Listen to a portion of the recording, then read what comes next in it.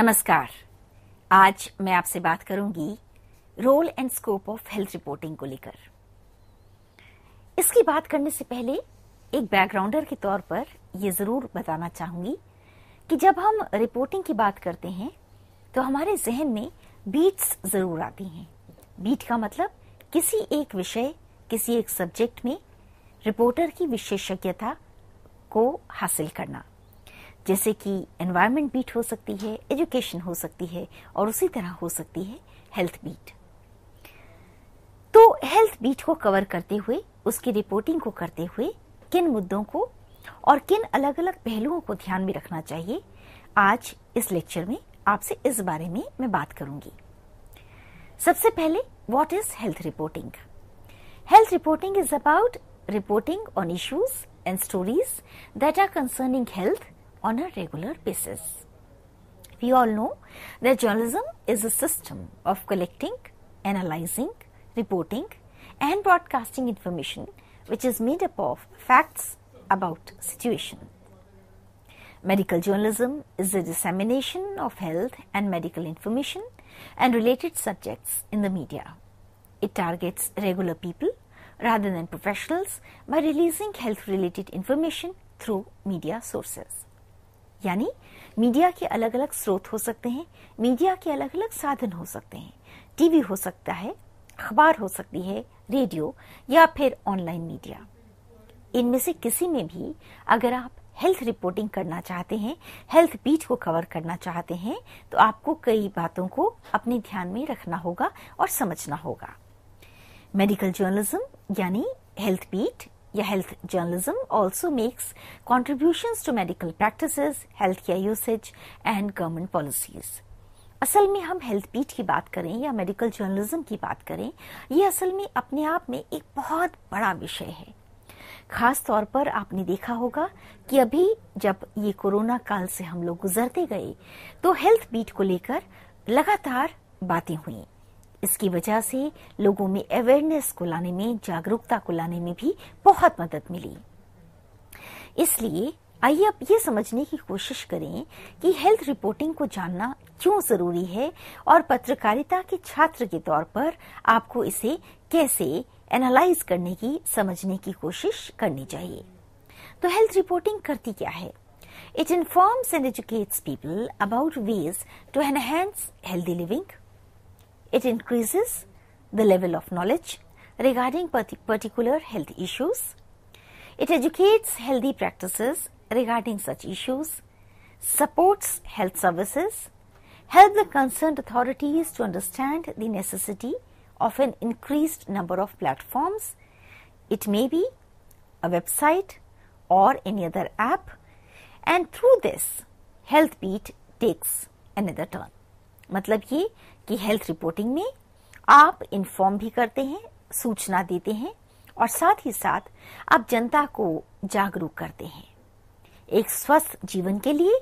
और इसके अलावा अगर किसी भी तरह की सेहत से जुड़ी हुई कोई नई तकनीक आई है या फिर किसी ऐसी चीज के बारे में बताना भी हेल्थ बीट के अंतर्गत आएगा जिसके बारे में जनता को पूरी जानकारी नहीं है। It also increases ethical and responsible reporting on healthcare issues worldwide. असल में स्वास्थ्य बीट या सेहत की बीट की कवरेज करते हुए एथिक्स को ध्यान में रखना बहुत जरूरी है, क्योंकि थोड़ी सी गलतफहमी या फिर गलत रिपोर्टिंग लोगों के मानस पर बहुत बुरा प्रभाव भी डाल सकती है। Keeping the society aware of issues regarding the broad context of medicine use, risks of medicine use, non-drug alternatives, etc. कई बार मेडिसिन को लेकर, दवाओं को लेकर कुछ नई खोजबीन होती है या फिर ऐसा भी होता है कि कोई एक दवा खास तौर पर किसी देश या समाज से हटाने की बात होती है या फिर किसी नई दवाई को प्रचलन में लाने पर भी कोई स्टडी होती है। तो हेल्थ बीट के जर्नलिस्ट की जिम्मेदारी बनती है कि वो उस जरूरी सूचना को जनता से साझा करे। To diminish misconceptions about different health issues and advocate a position on a health issue or policy or strategy. ये भी होता है कि बहुत बार एक भ्रम की स्थिति बनती है या भ्रामक खबरें जनता के बीच फैलाई जाती हैं। सेहत के मामले में ये और भी गंभीर मसला है।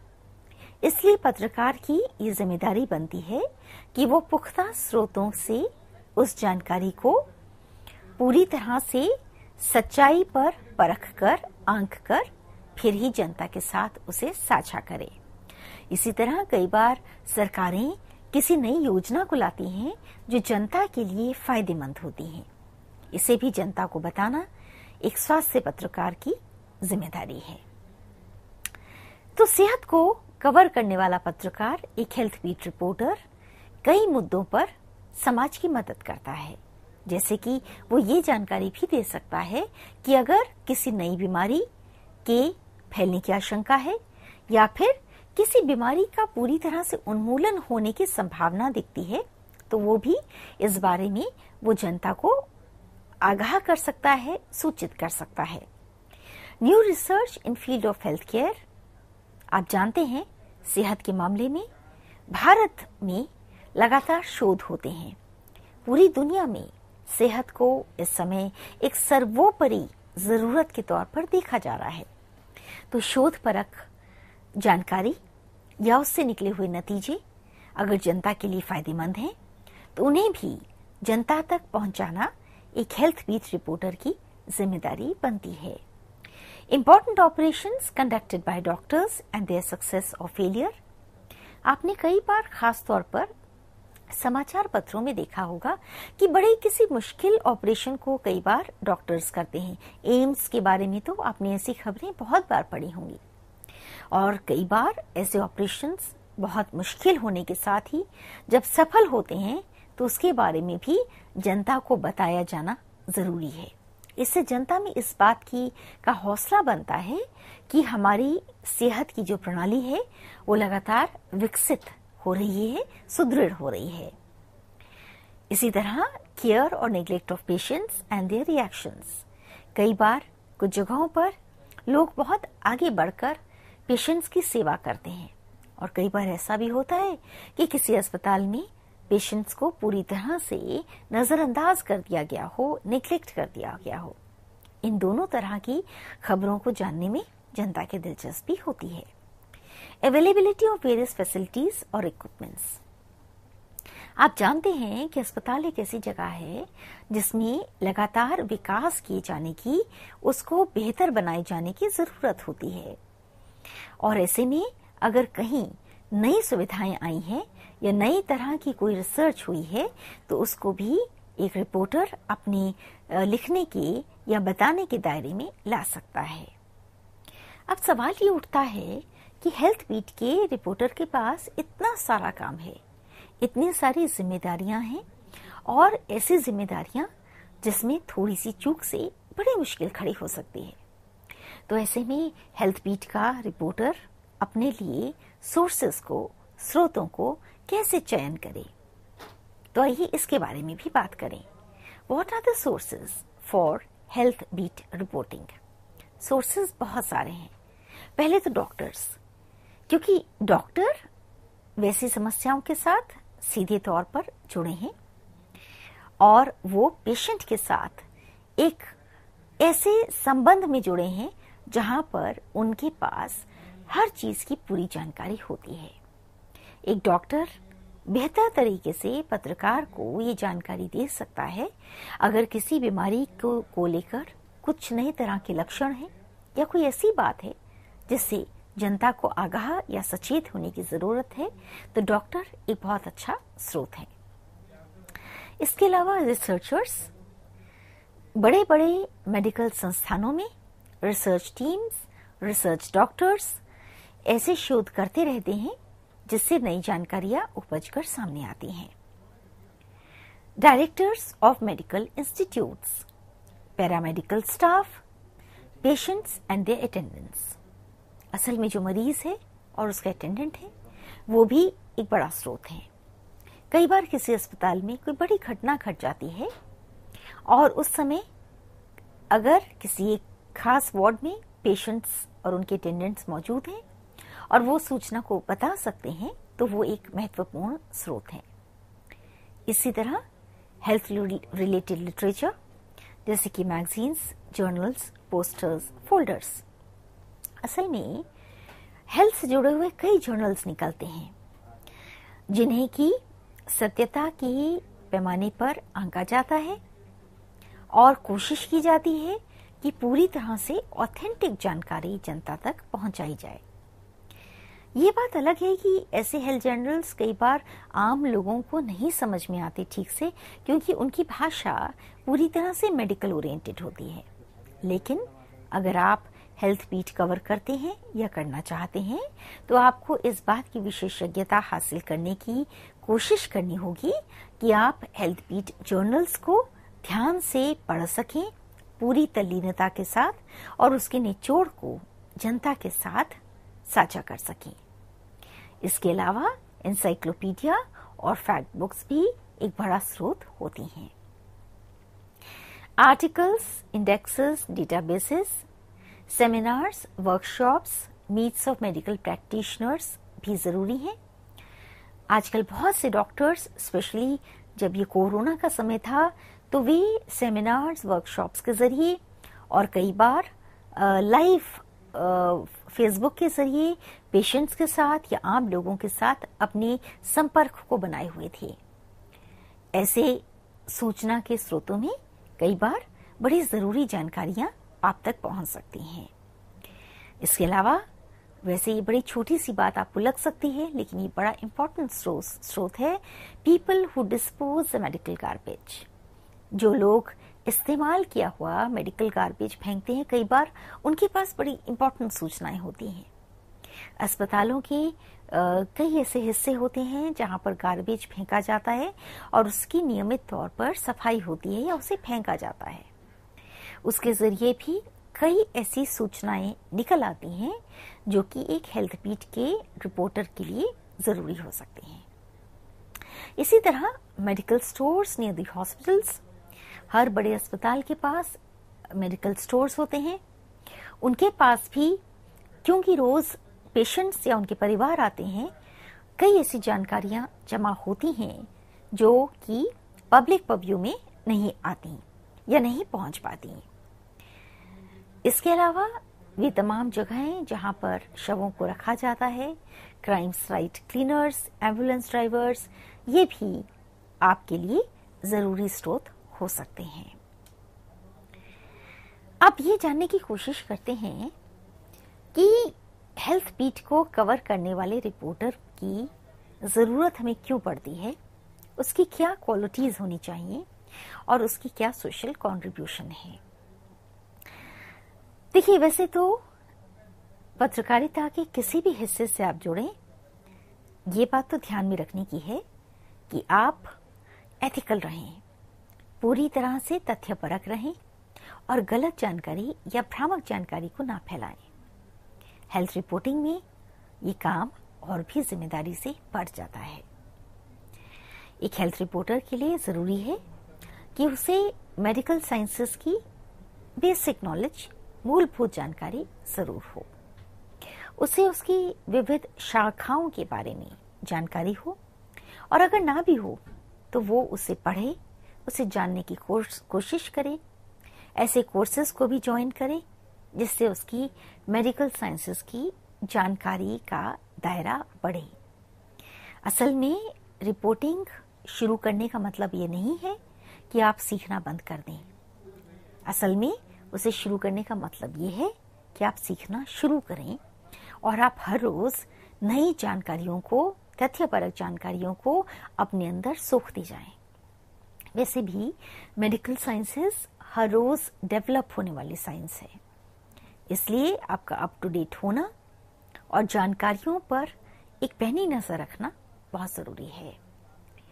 Knowledge of medical terms and equipments, विधा कोई भी हो, उसकी कुछ टर्मिनोलॉजीज होती हैं। मेडिकल टर्मिनोलॉजी थोड़ी सी अलग हटकर थोड़ी सी दुरूह भी लग सकती है, क्योंकि वो रोजमर्रा की बातचीत की भाषा में इस्तेमाल नहीं होती। लेकिन अगर आप हेल्थ बीट को कवर करना चाहते हैं तो मेडिकल टर्मिनोलॉजी और इक्विपमेंट्स के बारे में जो मौलिक और मूलभूत जानकारी है वो आपके पास जरूर होनी चाहिए। Personal visits to medical care centres for examining the health care facilities accessible to the public. Health beat की रिपोर्टिंग फोन पर या घर बैठकर नहीं हो सकती या दफ्तर में बैठकर नहीं हो सकती। इसके लिए आपको बार बार बाहर जाना होगा, लोगों से मिलना होगा और उन तमाम इलाकों में जाना होगा जहां से आपको हेल्थ से जुड़ी हुई खबरें मिल सकती हैं। इसमें हेल्थ केयर फैसिलिटीज और केयर सेंटर्स भी एक बड़ी भूमिका निभाते हैं। Knowledge of latest developments in the field of medical science. मैंने कहा ना कि मेडिकल साइंस रोज विकसित हो रही है, इसलिए बेसिक टर्मिनोलॉजी जानने के अलावा आपको हर रोज होने वाले परिवर्तनों के बारे में, नई जानकारियों के बारे में भी अपने आप को अप टू डेट रखना होगा। Knowledge about complicated cases, successful और unsuccessful operations in the past. ये सब चीजें रोज होती हैं, लेकिन कुछ चीजें बहुत बड़ी होती हैं, कुछ नई होती हैं। असल में न्यूज का तो मतलब ही ये है जो यूनिक हो, अलग हटकर हो। और हेल्थ में भी ऐसा बहुत कुछ होता है। हजारों अस्पताल होने के बावजूद किसी एक अस्पताल में किसी दिन कोई ऐसी सक्सेस स्टोरी हो सकती है या ह्यूमन इंटरेस्ट स्टोरी हो सकती है जिसे कि आपके लिए जनता तक पहुंचाना जिम्मेदारी होगा। और ये तभी होगा जब आप लोगों से संपर्क को बनाकर रखेंगे और सूचनाओं पर अपनी पैनी नजर रखेंगे। Keeping an I on any new scam in hospitals और फॉर्जरी अमंग डिग्री प्रैक्टिशनर्स, ये एक अलग तरह की चीज है। कई बार अस्पतालों को लेकर किसी तरह की धांधली या फॉर्जरी की बात आती है, कभी कभी किसी मिसयूज की बात आती है या फिर इनह्यूमन बिहेवियर की बात आती है। तब भी एक पत्रकार होने के नाते जनता को सजग बनाने के लिए, ऐसी खबरों को जनता को देने के लिए आपको एक रिपोर्टर के तौर पर अपने स्किल्स को विकसित करना होगा। Patient observance of trends of any disease prevalent during the time period. बहुत सी खबरें ऐसी होती हैं जो आपको आज पता लगती हैं, लेकिन उसी दिन आप उन्हें ना कवर कर सकते हैं, ना उसके बारे में लिख सकते हैं। आपको उन्हें बहुत पेशेंटली, बहुत संयम के साथ ऑब्जर्व करना होता है और जैसे जैसे वो खबर बढ़ती है, नया रूप लेती है, विकास करती है, तो आपको उसके अनुरूप अपनी खबर पर विचार करना होता है। Knowledge of symptoms and remedies of diseases that people suffer from generally in the region. कुछ ऐसे इलाके होते हैं जहां कई बार कोई विशेष तरह की बीमारी होती है या विशेष तरह के सिम्टम देखने में आते हैं या फिर किसी तरह का एक रेमेडी वहां पर उपलब्ध होता है। अगर ऐसी कोई सूचना आप तक पहुंचती है और आप उसे पूरी तरह से सच्चा मानते हैं, उसे परख लेते हैं, डॉक्टर्स की टीम से उसकी आप पुख्ता जानकारी ले लेते हैं, तो ऐसी खबर भी अगर वो जनता के इंटरेस्ट में है, जनहित में है, तो आप उस पर काम करने के बारे में विचार कर सकते हैं। लेकिन हेल्थ बीट की रिपोर्टिंग ऐसी नहीं है कि आपको जो भी बताया गया आप उसे जनता को तुरंत बता दें, और इसीलिए इसके लिए सतर्कता, सहजता और संयम जरूरी है। कई प्रिकॉशंस हैं जो कि हेल्थ बीट के रिपोर्टर को लेनी चाहिए, जैसे कि he should be careful while reporting medical legal cases. Permission should be taken from the hospital authorities before writing the report. कोई भी ऐसा मामला जो सेहत से जुड़ा है और कानूनी मामले से भी जुड़ा है, उसे अनुमति के बिना प्रसारित या प्रचारित करना पूरी तरह से गैर कानूनी होगा। He should not be hesitant to reveal corruption. अगर कहीं भी करप्शन है या कहीं कोई गलत काम हुआ है, अस्पतालों में किसी तरह की नजरअंदाजी हुई है और उसे बताना जनहित में है, तो भी उसे उस पर विचार करके उस खबर को सामने लाने का प्रयास करना चाहिए। He should be ready to take up people's cause और should not be biased in doing so. ये असल में पत्रकारिता की हर बीट के लिए जरूरी है। आपको जनहित में काम करना है, लेकिन साथ ही साथ ये भी आवश्यक है कि आप बायस ना हो, आप एक तरफा ना हो, आप पहले से ही किसी एक विचार को बांध कर अपने मन में ना रख लें। पूरी तरह से निष्पक्ष पत्रकारिता करना आपका ये धर्म है। He should do fair reporting and provide the version of hospital authorities while working on certain required cases. कई बार अस्पताल और पेशेंट के बीच में कोई दरार या तनाव हो सकता है, विवाद हो सकता है, तब भी पत्रकार की जिम्मेदारी है कि वो दोनों पक्षों से बात करें, ताकि खबर जब सामने आए तो वो निष्पक्ष हो। किसी एक तरफ टिल्ट होकर या जानबूझकर किसी की छवि को खराब करने के लिए गैर जिम्मेदाराना खबर को प्रसारित या प्रचारित नहीं किया जाना चाहिए। He should address the status and administrative setup of the hospital while making a reference to it in the news report. Reporting में जो जानकारी देनी जरूरी है उसे उसी क्रम में दिया जाए। अब यह है कि हेल्थ बीट तो इतना बड़ा एरिया है, इतना बड़ा विस्तृत आकाश है, क्या क्या कवर करें। तो कौन सी ऐसी विशेष चीजें हैं जो एक हेल्थ बीट के रिपोर्टर को ध्यान में रखनी चाहिए। गवर्नमेंट हॉस्पिटल्स, आप जानते हैं हर राज्य में, हर प्रांत में, हर जिले में सरकारी अस्पताल हैं। एक हेल्थ बीट के रिपोर्टर की इन अस्पतालों में संपर्क और समझ का एक रिश्ता होना चाहिए ताकि आप तक समाचार आ सकें। निजी अस्पताल, nursing homes, health facilities in rural areas, public health activities of medical institutes, ऐसे बहुत सारे और भी एरियाज हैं जो कि हेल्थ बीट के पत्रकार के लिए जरूरी हो सकते हैं। नर्सिंग होम से कई बार छोटे स्तर पर ही सही लेकिन बड़ी खबर मिल सकती है। इसी तरह भारत, जिसे कि आज भी गांव का देश माना जाता है, वहां की हेल्थ फैसिलिटीज, वहां में हो रहा सुधार या फिर हो रही कोई नई चीज भी आम लोगों के हित में हो सकती है।